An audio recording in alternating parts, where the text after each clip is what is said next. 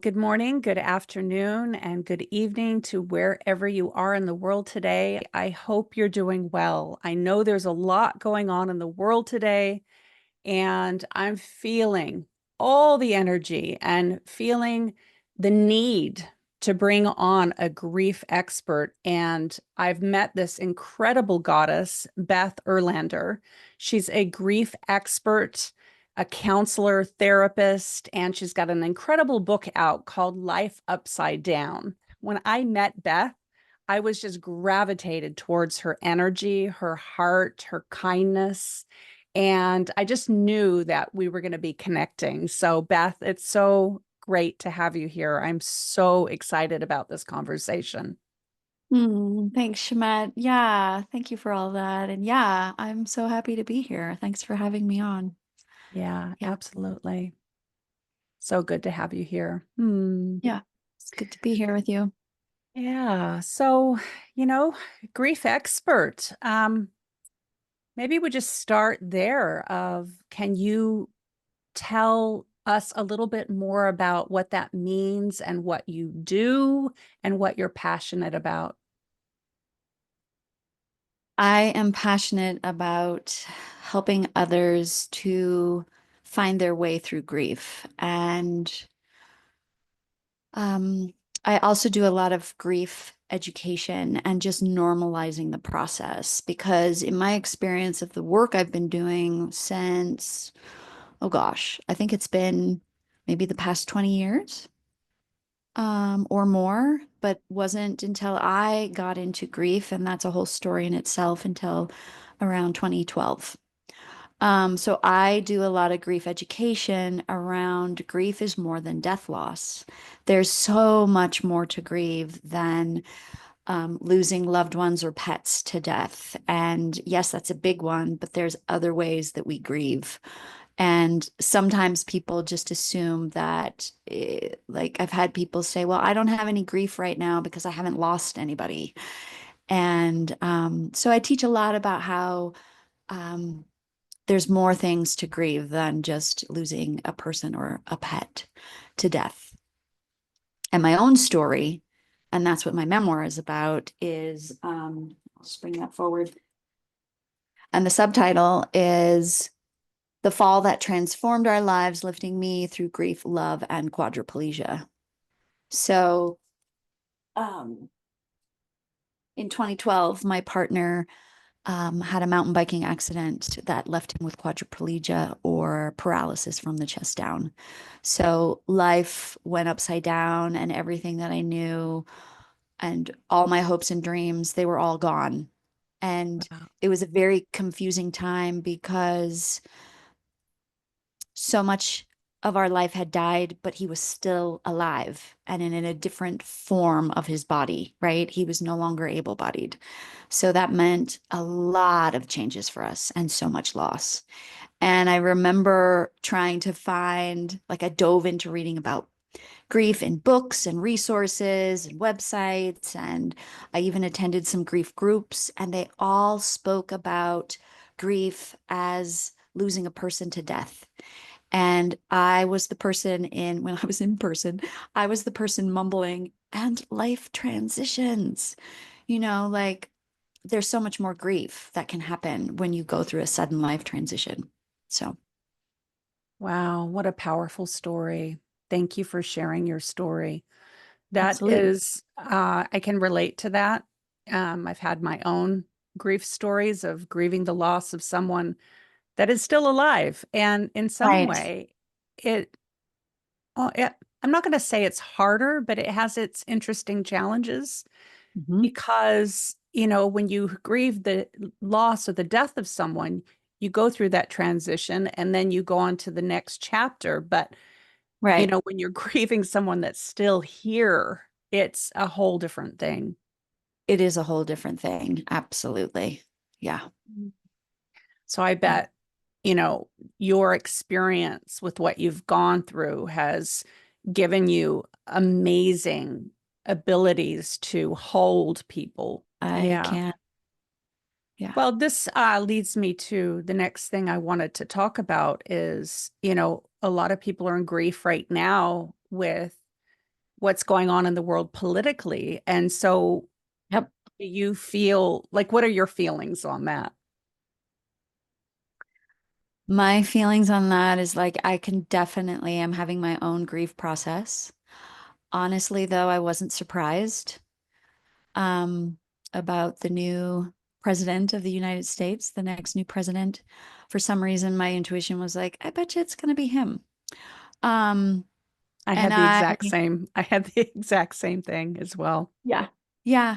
And I mean, I'm concerned. I'm trying to not go down the rabbit hole of the news, which helps me stay in my center. I mean, it's this balance of how do I stay informed and learn what's happening and yet not let it pull me down so that I can still remain a leader and do my work. And, so being outdoors is helpful. Doing my spiritual practice is helpful. And it's not a bypassing thing at all. It's just like, how can I, how can I stay present to this? As well as like, I think it's going to be important to have places to gather to grieve and to gather and connect. And it could be helpful. I'm just thinking of it now. I wrote a blog post a long time ago called How to Have a Sorrow Party. And so I think it would be good to gather in our communities, just invite some friends over and be like, let's go around the circle of our table here of who's here and just name like what are you grieving or what are you afraid of?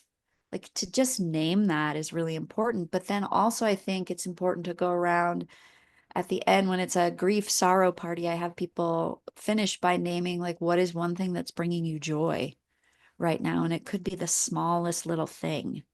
So, what is that? So, I think that's important also. There's so much wrong in the world, like not just the United States politics, but there's also just the wider world, right? There's what's happening in Israel and Palestine. There's what's happening in some countries in Africa. Like there's so much. And yet there's also so much awe and beauty. And so I think we also have to, like, it's a balancing practice, like, right? So let's think about the things that are going on in the world that are just too much for our minds and hearts to hold, and then come back to, like I can stare out my window right now and I see, you know, some wood that I collected that I love the pattern. Like what, where do we find that? And what is that for us of finding joy and beauty? So, Oh gosh, I love that, Beth. I love the sorrow party and being able to connect with our communities and talk about it. I did a similar thing. I called up some girlfriends and I was like, I need to go out for cocktails and dancing. Just to yeah, kind of talk about it, get it off my chest and channel all that energy, because there's a yeah, lot of yeah, energy and not bypassing, right, certainly sitting with it and right, and acknowledging the feelings and everything. But then, like, what do we do with it after that? You know, right. we can only Well, marinate it in it for so long where it's then right, quicksand pulling us down into the, right, right. the oceans of grief, which is Yeah. not going to be good in the long run. So, do you have any other kind of tips and advice for people that can't seem to shake the grief, that are marinating in it and feel like they're in the quicksand of grief and they just can't seem to climb out of it? And I have some friends like that right now, and they're Mhm. in a really bad way. And so that's why I contacted you, was like, okay, we got to put something together for these people that are just really Struggling. struggling right now to see any hope. Yeah, I mean that's a big question, I know it's especially a really big we're question. facing. Sorry to put you on No, that's the okay. spot. But before we go there, there was one other thing I wanted to add about the Okay. sorrow party, if I can say that, and that's, I mean, we can gather in our communities of like-mindedness, right? because we know we're all grieving, right? So, I mean, almost half the United States is in a place of grieving, Yeah. and the other half is not. Yeah. So, I think one thing that's even more challenging would be to have, like, can you invite, like, because I have some friends who voted for the next president. I don't want to say his name. And have them over and have that sorrow party. Like, because I think we need to bridge the gap. We need to Mm, start, like, I'm curious, like, why? And tell me more. Because yeah. I don't see the way you see, because we're so divided right now. And Yeah. I think that's where I have more grief right now, is how divided we are. That's so true. I just did a YouTube kind of rant on my social Uh-huh. media about how, and I actually started crying. I thought about editing it out and I was like, no, I have to just put that Mhm. in there. But I started Good. crying and I realized how much grief I have over the separation. And I Mhm. agree with you. Can we bridge this? I love that. I love the idea of inviting everyone to the Yeah. sorrow party. Yeah, and really hearing each other. Like, I think you would have to set some guidelines, right? Like, this isn't about trying to convince the other. This is just about hearing where we're at so we can begin to understand each other, you know? I So, love that. I mean, that could be really hard for some people, but I think it's what's needed, because where is this going otherwise? The separation is just going to continue. So, Now, as a grief expert, Beth, would you agree that part of the healing of grief is being able to communicate what we're going through? absolutely. Absolutely. And in telling our stories too, our experiences of what we're going through and what we've been through. I mean, that's why I wrote this memoir. It was healing for me to write about my experience of my life having to come right side up again and how I did it. So, yeah. Yeah. Yeah. You know what I'm finding challenging is talking about what I'm going through without being divisive because I don't want to cause any more polarization and I want to be a bridge and bring people together. Hmm. But then I get conflicted with, communicating what I'm feeling, what I'm going through because I don't want to do further damage. And then I observed that and thought, well, then I'm shutting down my freedom of speech. And then Hmm. how can there be healing if we're not talking about it? And I think a lot of people are just not talking about it. Hmm.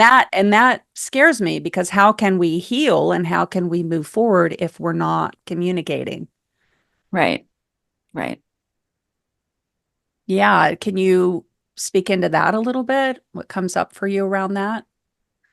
I mean, I think it's great that you're noticing that. I think awareness is the first step. Like, oh, I'm noticing that I don't want to share how I'm really feeling because of what the other person just said, or where what side of this they're on.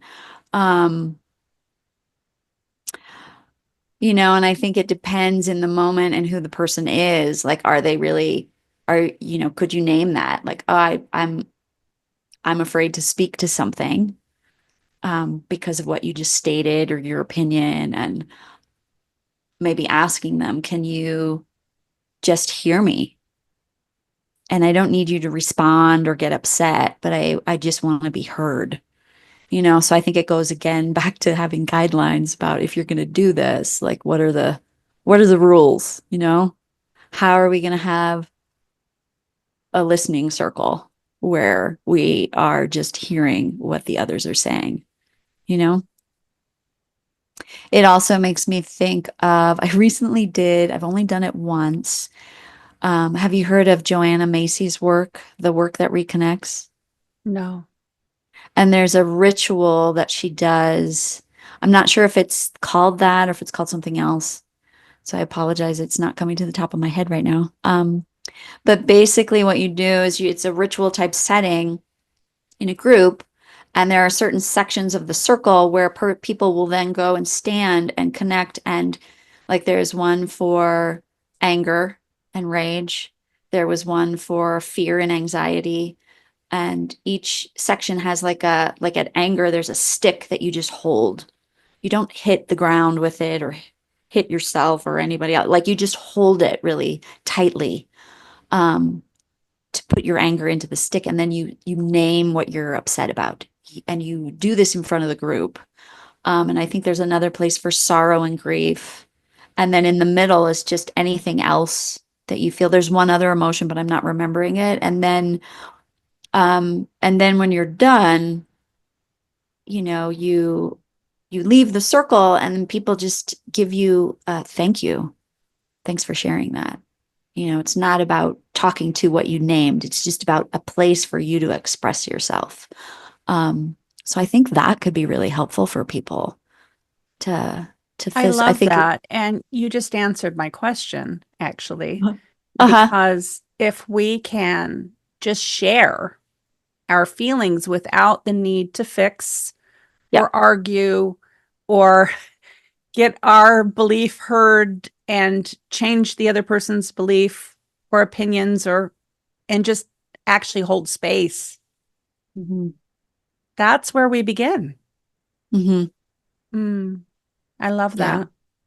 Yeah. I mean, that would be beautiful if my community could come together and we had people from both sides of the divide here, doing that kind of ritual. That would be amazing Oh my to. gosh, Beth, we can start a movement. You can do Mhm. one. Where are you located? You're in the United Boulder, States. Colorado. Colorado. You can start one in Colorado, and I can start one here in New Zealand. Yeah, That'd be amazing. that Oh, would I be love it. amazing. What a great idea. And for all of you that are listening, you can do one too. I think it's a great idea to start creating bridges Hmm. back to the heart. Oh gosh, I just feel a lot of emotion and I got chills Mm. all over my body. Those are called truth bumps. What a Hmm. great idea. Sorrow parties, grief parties, gatherings where we can share and come together, share our hearts, connect. Yeah, Mm, yeah, yeah, beautiful. What a yeah. And gem. then, yeah. And then after that, I mean, usually during the sorrow party, what happens when you're done, everybody feels done with going around with, naming sorrow and then naming joy, is to then, share some food together or some tea. Like there's a little bit of social time. And I think that's also really important too. So, Absolutely. yep. I think I just want to repeat that what I love about this idea is that you invite everyone to the table, Hmm. Hmm. even the people that you don't agree with, and especially the people you don't agree with, because the whole idea is creating Right. a bridge back to love. I mean, that's been such a sorrow of mine to see how much division and relationships that have ended because marriages that have ended because of this. Right. Exactly. Yeah. Yeah, Yeah. beautiful. Absolutely. Love that. There was one other question I asked you earlier, but I can't remember what it was. I think you asked, like, for people who are really struggling, like, what are some key tips that they could do? I think so. Do you want me to speak to that for a moment? Yes, please. That would be wonderful. Um, I think it's if they can come back to their own bodies through the senses. So, I always talk about being a joy detective. Like what, even just looking around the room, like what is beautiful, and look at both sides. Like look to your left, I see the candle flame, and looking over here, I see the glow of the salt lamp, and above me and below me, like, and also just moving your neck around is also is good because it's activating the vagus nerve, when you look to the when you move your neck, right? Um, so that's the visual. Like, what do you see in your environment that's pleasing to your eyes? And then focusing on like, what can I hear? Is anything that I hear pleasing? What can I feel? I'm wearing a cashmere sweater, and if I slow down and really feel that softness, like, oh, that feels really good. And can I feel that on my skin, on my arm, so like coming back into the body through the senses, I think is really important, as well as like just taking a moment to sense like, where am I connected to the earth through my body, through gravity? That's right now I'm sitting cross-legged on my chair. So it's my legs and my bottom that I can feel. Like, can I feel my connection to my chair? And then if I drop down a little deeper, that's connected to the earth that's underneath me. And I don't know if it's helpful, but it helps me to just know earth is always holding me. Yeah. She holds me 24/7, and if I can just take a moment and be like, thank you, you've got me, right? You're with me. I'm not alone. Um, and thanking her also. So that might help. Are some I love that because one of the, we either go into that fight, flight, or freeze and get disconnected from our body. So coming right. back to the Yep. body is a good place to start. Yep. Um, However, I have also noticed when I'm in my own grieving process that coming back to the body can also be painful and uncomfortable because of the heaviness, of the emotion. So what happened, what is your advice then when you come back and it's so heavy and it's so hard to actually just be in the body? Yeah. I would say, if it feels right to put a hand on where you feel the heavy and then just invite, like, it's okay that it's there. Mm, It's a normal reaction to yeah, losing that which you love or to be going through what you're going through. And and then give it some time and attention, and see, does it shift as I acknowledge it and just feel it, allow the pain in your heart to just be there. Um, and then maybe scanning to another part of your body, like, is there a place where I don't feel heavy? What's the opposite of that? Like a lightness. Is there anywhere in my body? And if you're really in deep, acute grief, it may be really hard to find that. You know, maybe it's in the tip of your nose or your pinky toe. Can you scan and find someplace? And I often tell my clients when they're feeling kind of stuck in that, like, just notice, don't judge. Like, it's okay if nothing is shifting, you know? And then one thing that I've been encouraging people to do, um, to see if they can make it shift is I learned recently that grief stays in your joints. So even just bringing simple movement, subtle movement in all your joints. I think that's why yoga and light, gentle movement is so good when you're grieving. And it's hard to do it because your body just feels heavy and you don't want to. So I think that's why just starting with like subtle movements to just start moving the grief out of our joints, you know, can be also helpful. it's so true. Yeah, it's so interesting. I had a frozen shoulder in Sweden, and I'm now starting to wonder if it was actually partially grief, the grief I was Uh-huh. dealing with as well, because it kind of locks you up, you know? Right. Mm, so that gentle movement, I like that, just very gentle. But I find it, has different effects on different people too, because Mhm. some can just go into a complete rage, a lot of anger. And I immediately went into a lot of anger. That's where I went to. And I had to go dancing. I just had to Right. like move my body with really loud music and just rage Yep. on the dance floor. And that helped. It was like, Good. okay, I feel better now. Yeah, good for you. I'm glad you were able to figure that out and be like, oh, this is what I need to do. And I think that's another reminder that everybody grieves differently. Yeah. So there's no one right way to do it. So I think it's also learning the more you know about what your body needs, and your system, that's also going to help you. So it's like, it's a journey of getting to know yourself now when you're grieving. Like, okay, what does my body need now? You know? So, Yeah. And I think remembering that grief can be such an incredible portal to our treasures, our gifts. Like for mhm, you, the mhm, grief in your life was cultivated into this incredible book that you've written to help other people in their grieving process. And mhm. so I think it's important to remind people you're grieving now, but it won't be forever. And what will come through it is gifts of compassion and empathy. Yeah. And I know you can speak into this probably at great lengths because of your whole situation that you've been through. And is that in your book as well?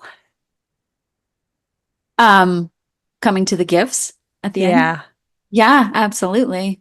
Um, yeah, and I also just want to name because for some people, there isn't a gift or a purpose that comes next. I mean, I think they find some gift in the grief, but sometimes, like, I don't want people to expect that there's going to be a big, um, something really big, right? Like, you don't have to write a book about it or help others grieve. Like, it's sometimes it's okay just to grieve and to find that self-compassion for yourself, right? Maybe that's the gift. The gifts can be small. So I I just want to love say, that. yeah, Having no expectation, right? yeah, Yeah, that's beautiful. Mm. Well, can you tell us a little bit about you and what you offer and how you help people with their grief? sure. So I'm a grief counselor. I'm also a psychotherapist, and I'm also a grief coach. And I have, a one-on-one program that I'm offering right now called the Wheel of Grief. So it's a system of some creative prompts that I've created, and it's utilizing the medicine wheel and the four directions of that world tradition. That's not just a Native American tradition, but it's a Celtic tradition, it's a Scandinavian tradition. So bringing in that wisdom of the world traditions into the lens of grief. And I developed this system of working with the four directions to support one's process with their grief journey. So that is offered on a one-on-one basis right now. And then I hope to launch a group that's at the end of January or the beginning of February in 2025. And I love working with groups because I mean I love working with individuals, but I think in a group we get more out of it because we learn so much from other people that we're interacting with and are connecting with. And so this is going to be an online group from anywhere in the world as long as the time works for each other. Um, and yeah, so I'm doing that. And I'm also doing one-on-one work here in Colorado in person if people want that. And I also offer grief consultations for teams, for workplaces. I did a small grief group for a corporation last year where one of their workers suddenly died by suicide. And that was a complex loss. So they brought me in as a grief expert to help them and to give them some education. And that was a beautiful opportunity. And so that's something that I offer as well. And I also do grief rituals and ceremonies for people as well. Oh, beautiful. And you work online for the one-on-ones as well? I do. I do one online and I do in person. I also have done groups for, it was called Tending the Tenders. and it was grief support and grief education for therapists and wellness practitioners. So they got support for their own grief, and they also learned and received more tools to take back and work with who they were working with. Wonderful. Because I think going forward, there's just going to continue to be more grief, and we need to know how to work with it, how to be with it. So, I keep saying, Beth, I keep saying, oh, there's a lot going on in the world, but I think there always hasn't there? It yes, seems like there's more, but yet when I look back in time, there's always been something. yes, it's And true. it's so important to have grief experts that can help us in these hard times. And so I have a lot of respect and admiration for the work that you do, holding the space for others to grieve and support them through this journey and this process. Is there Thank you. anything else that you'd like to add before we go? I'll just end with one of my favorite lines that one of my grief mentors, Sabon Fusume, would say. You need to open up the pipes of grief to allow life force and joy to flow. Oh, I love that. Yes. That just reminded me of an amazing client that I had. She contacted me and said that nobody could help her. And she had seen, this famous person and that famous person and all these people, and no one could help her. And talk about the pressure's on for me. Right. And my intuition said, you know what? I'm just going to do this session for you and not charge you.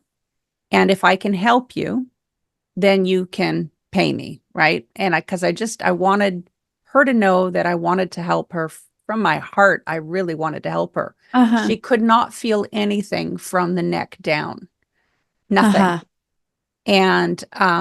And she was in her older years. I can't remember how old, in her maybe her 60s or 70s. And she was blocked and she knew she had a block, but she really wanted to feel again. So we Mm. did the session, and come to find out, it was grief stuck in her throat. Right. It was Yep. bottlenecked and it was just stuck right here.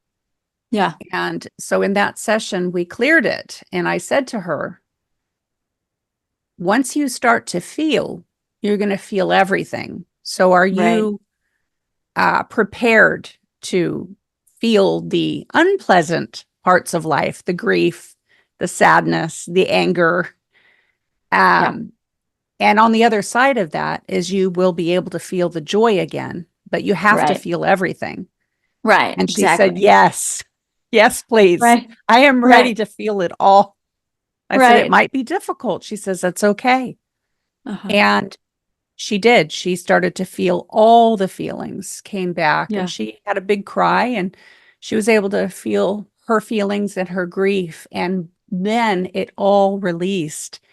And our next session, she did pay me, and she had booked Uh-huh. another Good. session with me, Yeah. and she reconnected with her joy. And Oh, she's good. doing really well in her life now. She's happy to feel Oh, all the good. feelings. And so Yeah. I just want to reaffirm that what you're saying is true.